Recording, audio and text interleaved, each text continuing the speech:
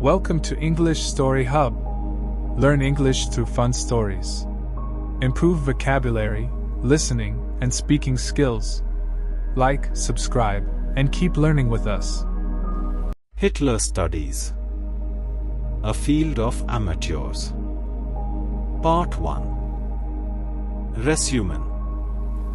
One of the greatest mysteries of the century must be the failure of professional historians and biographers, for more than half a century after the event, to show much interest in actually explaining it. The fact that Hitler continues to be a mystery, however, is not a fact like other facts, to be recorded as a datum of history and passed over. A mystery, by definition, is the appearance of something surprising or unexpected that fairly calls out for an explanation.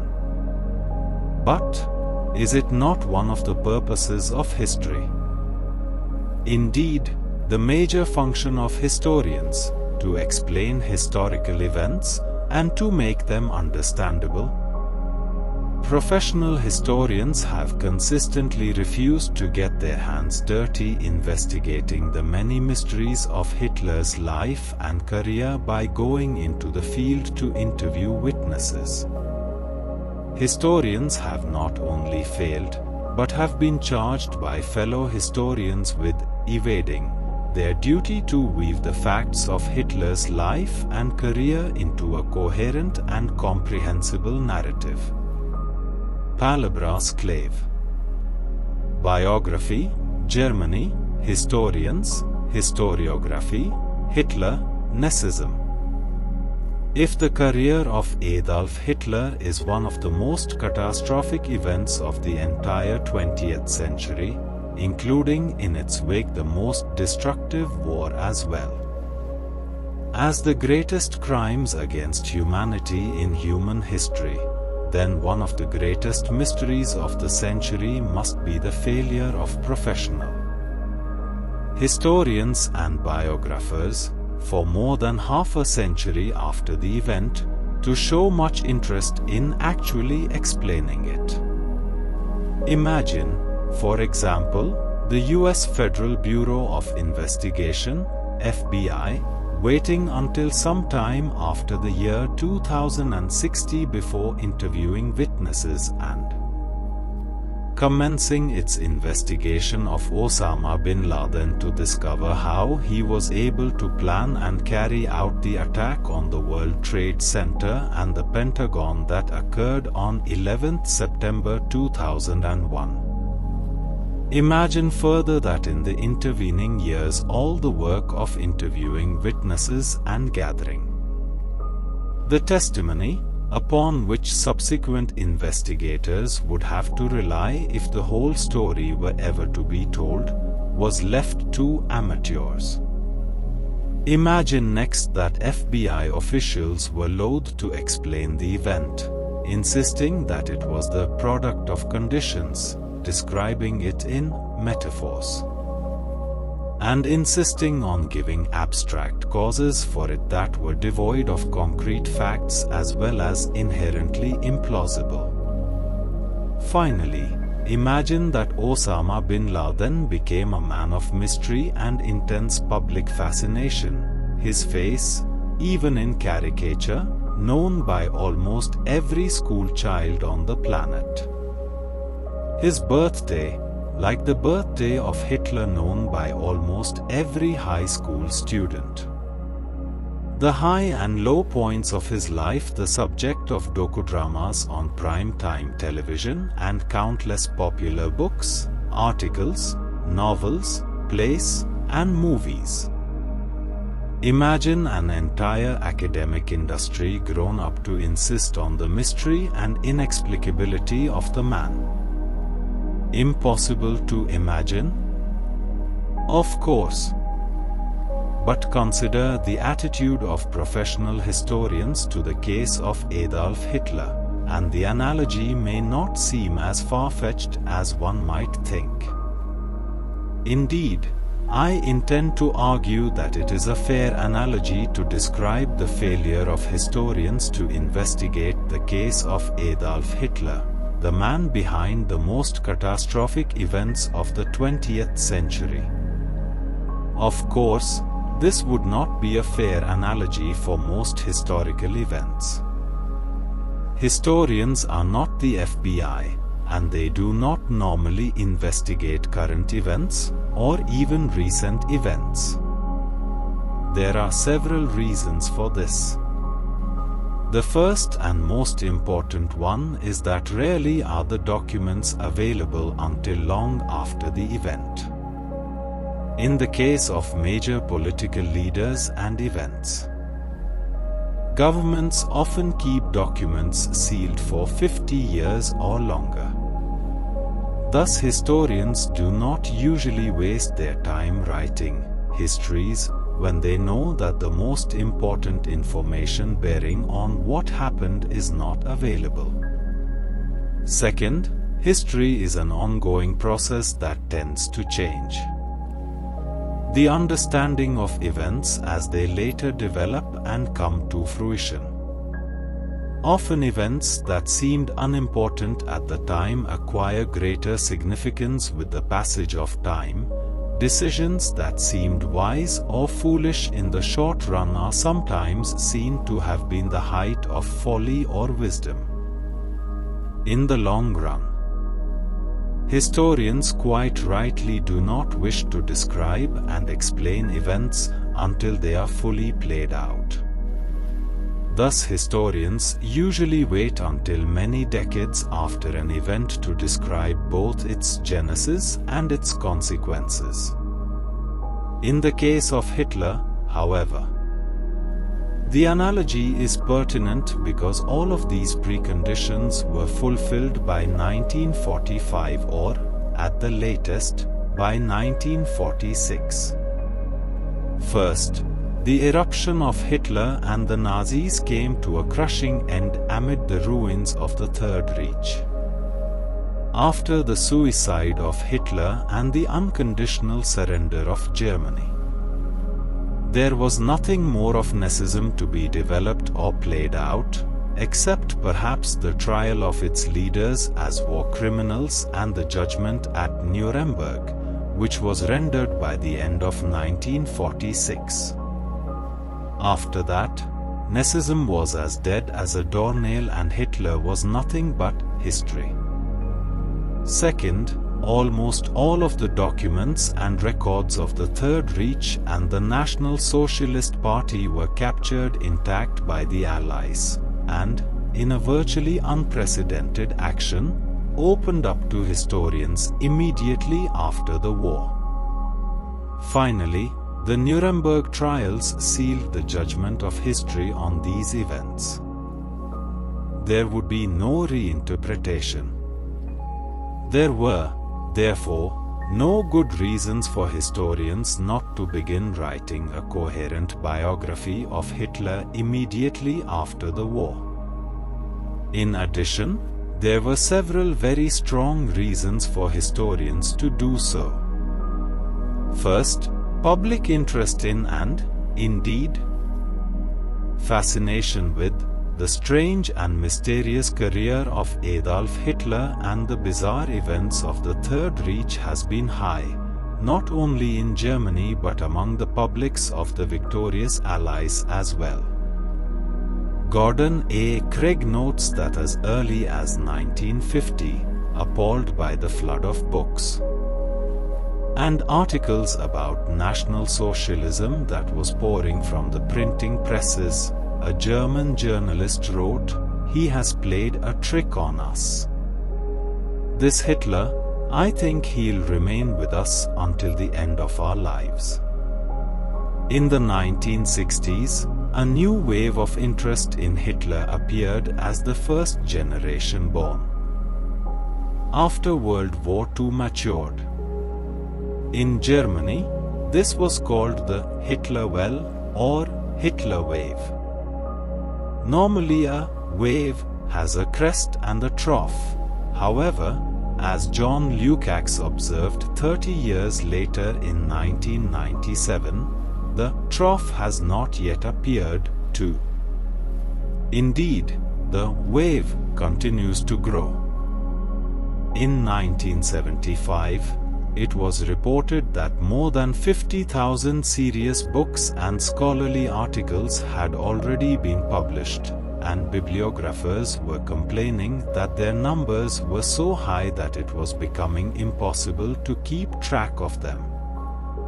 By 1995, it was reported that this number had increased by 70,000 to more than 120,000.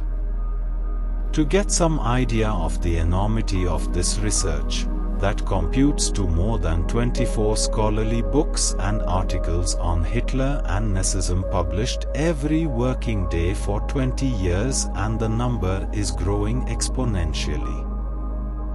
Thus, public interest in the mystery of Hitler continues to grow, with no end in sight. Second, there were numerous witnesses available to be interviewed whose testimony would be vital to understanding solving the mystery. Historians were under a duty to track down these witnesses, interview them, and preserve their testimony before they died. Third, and most importantly, Adolf Hitler was, and is still, an unsolved mystery. Biographer Robert Payne calls the rise of Hitler most crucial and mystifying event of our century, while Eberhard Jäckel calls it the seminal question of the 20th century.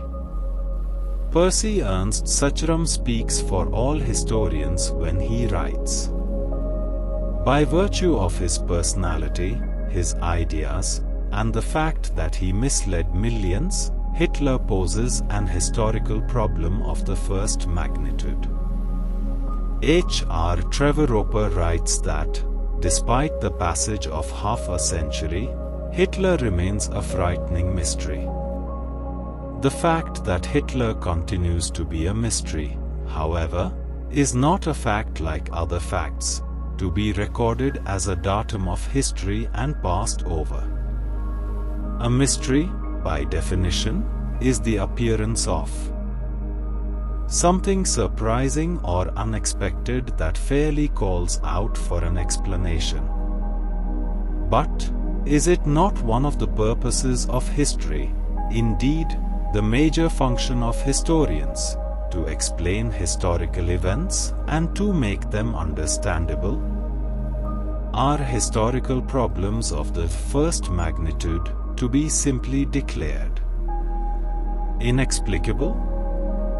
Is Hitler to live on as history's greatest mystery, the most unique and inexplicable man who ever lived?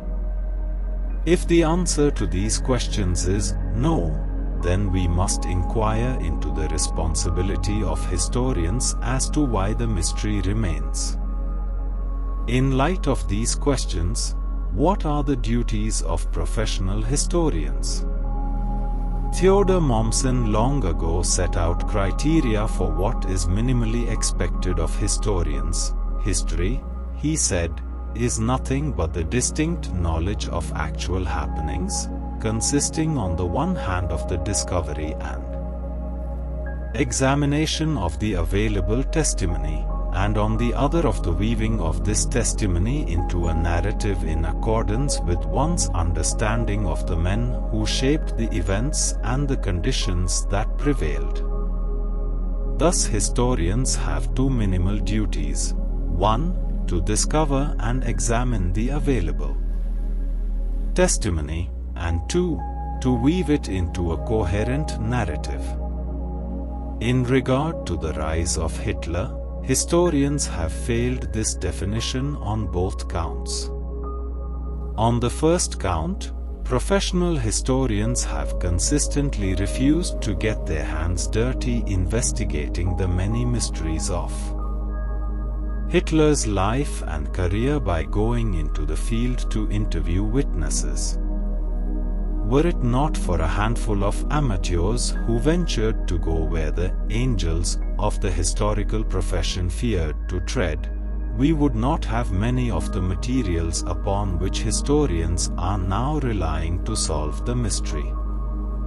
On the second count, historians have not only failed, but have been charged by fellow historians with evading their duty to weave the facts of Hitler's life and career into a coherent and comprehensible narrative. Instead, Hitler remains an unexplained mystery, an unperson. Unique in all human history, declared to be inexplicable. The reason for the vast and rising public and scholarly interest in Hitler, I submit, is simple. He continues to be a mystery. The attraction involved in such a mystery was once described by Albert Einstein, who said, "The most beautiful thing we can experience is a mystery." Hitler become beautiful? This is a terrifying thought. But the fact is that the most horrible things, from Frankenstein to Dracula to Godzilla to the slime monster, can become fascinating and attractive when wrapped in mystery. Peter Weiden has written of the increasing public fascination with Hitler as the Hitler virus. The danger, as Saul Friedlander warns, is that such continued fascination may result in an inversion of science and the beginning of a new discourse about evil. It is the purpose of this article to discuss the responsibility of historians for the continuing mystery of Hitler and the corresponding fascination it attracts, in terms of the two duties that Mommsen laid upon them. 1. The duty to investigate and gather the facts necessary to solve the mystery, and 2. The duty to weave the facts into a coherent narrative. 1. The failure of historians to investigate. The most fundamental and difficult question in the field of Hitler studies is the question of how this uneducated high school dropout and bum from the streets of Vienna ever came to be one of the most outstanding orators and political organizers in German, if not all modern history. Strangely, the professional historians have avoided this question as though it were a case of AIDS. Surely, unless there was some miracle in Hitler's life at the age of 30 when he attended his first political meeting 10, any historian worth his salt would be looking into this man's early life to find the secret of his success at gaining power. Yet, instead of going into the field to find and interview every person who ever knew the young Hitler, as any good private detective would have done, the professional historians sat at their desks for 50 years, leaving all of the tracking down and interviewing of witnesses to amateur historians. Fortunately, there were several amateurs who stepped in to fill the gap, and it is to them that we owe most of everything that we know of the young Hitler, other than what this most secretive of men chose to tell. The first of these was Franz Jetzinger, author Hitler's Jugend, Fantasien, Lügen und die Wahrheit, 1956-11. Jetzinger was not a historian but a Social Democratic Assembly of Upper Austria for 15 years before the Second World War. After the war, he secured a post as librarian of the provincial archives in Liege. Jetzinger hated Hitler with a passion, and in 1946 began searching for every document and interviewing every witness he could locate in connection with Hitler's youth. It is to Jetzinger that we owe much of our knowledge of the documents of Hitler's family, his ancestors, his father's change of name, and where the family lived. Jetzinger's interviews of those who had known Hitler and his family have also proved invaluable, perhaps. The most important of which was his discovery of Hitler's only childhood friend, August Kubizek, whom Jetzinger located, interviewed, and goaded into writing a much longer set of his own memoirs. The latter were published in 1953 as Adolf Hitler, May Jugendfreund 12, and constitute the only testimony we have from anyone who knew Hitler as a youth. Kubizek's memoirs are important as the first and only insight into, as H.R. Trevor Roper writes in the introduction to Kubizek's memoirs, the incipient character of the man who, without any other natural advantage besides his own personality, became the most powerful and terrible tyrant and conqueror of modern history. It was only through the indefatigable work of Jetzinger, however, that this witness was discovered and his testimony obtained before he died. If it had been left to the professional historians, we would never have known of Kubizek, and his memoirs might never have been written and published. The next amateur to do what professional historians ought to have done was Werner Maser. Maser was a simple soldier during the war who spent time in both American and Russian prisoner of war camps and, upon his release, studied in East Berlin.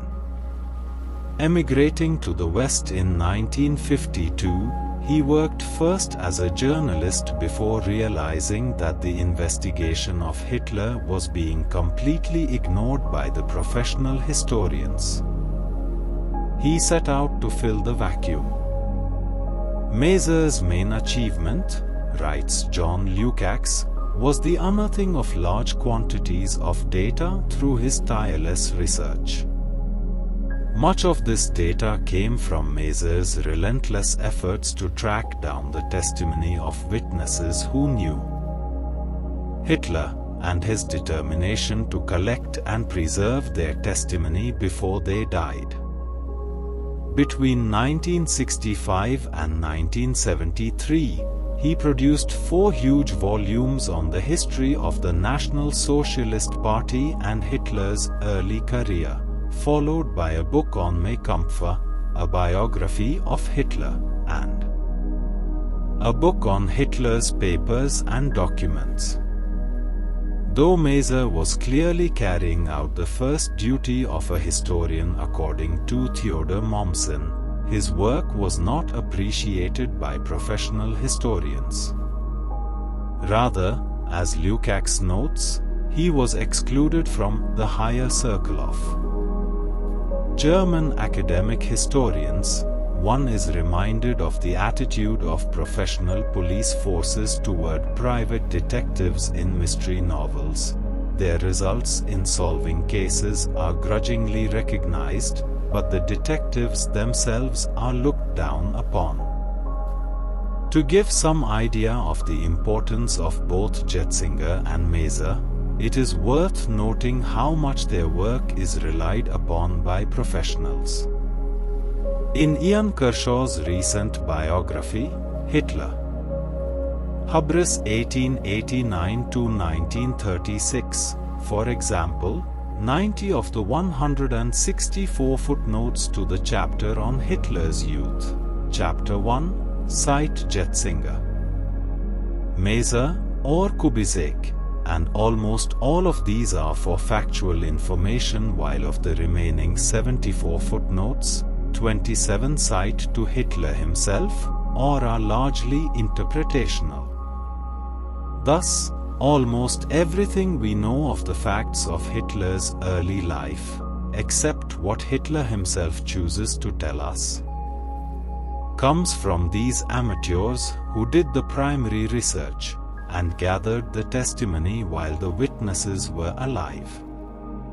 John Toland, author of Adolf Hitler, New York, Doubleday, 1976, is the next amateur to begin doing what the professionals should have done. Toland began researching his biography of Hitler in the 1960s by visiting every place Hitler had ever lived and talking to people who knew him. Toland located over 250 witnesses and was amazed to find that many of them had never been interviewed by a professional historian. Perhaps the most damning evidence of the failure of professional historians to do primary research, however, is Brigitta Hamann, author of Hitler's Wien.